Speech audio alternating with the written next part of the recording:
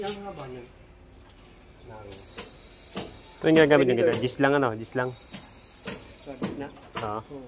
3 meters.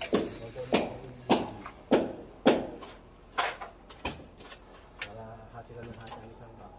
Yes. Mag-iwan ka lagi ng isa, iwan, pero huwag mo muna itatali ha. Iwan baka iangat pa. Mag-iwan ka lagi isang anilyo. Yung dito sa gitna, pwede mo nang kunin yung dalawa. Tanggalin mo na. Ganun din doon. Oo.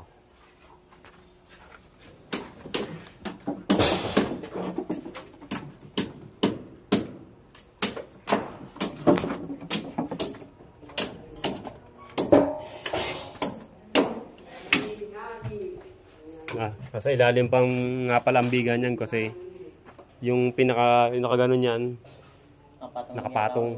Oo, nakapatong. Tapos yung mga 9mm na nakalagay no.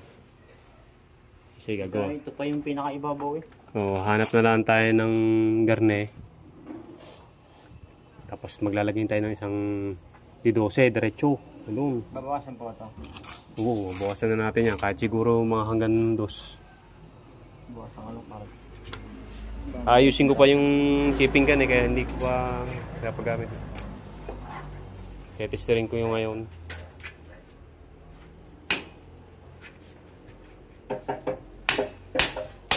Yes, putol mo na rin to. Dugtungan mo yung, yan, tulad yung kapos. Yun.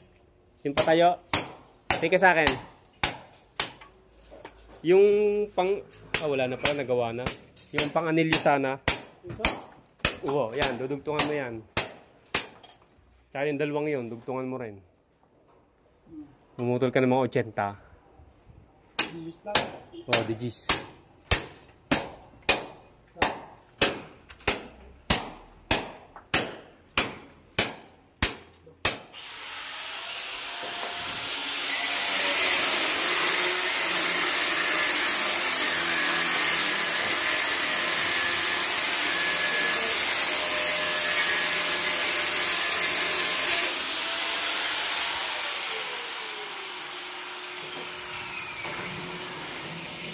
Digis yata. May digis. Ayan, may digis. 12 pala. Bigay mo kay Jess dudugtong doon sa ano. Digis ba yan? Yan. Pwede ka dyan kumuha. Kaya may mga digis pa maigsi yun. No? Siyang idugtong mo doon. 3 lang naman kailangan yan. Ibang dalawa. Kenta. Kenta.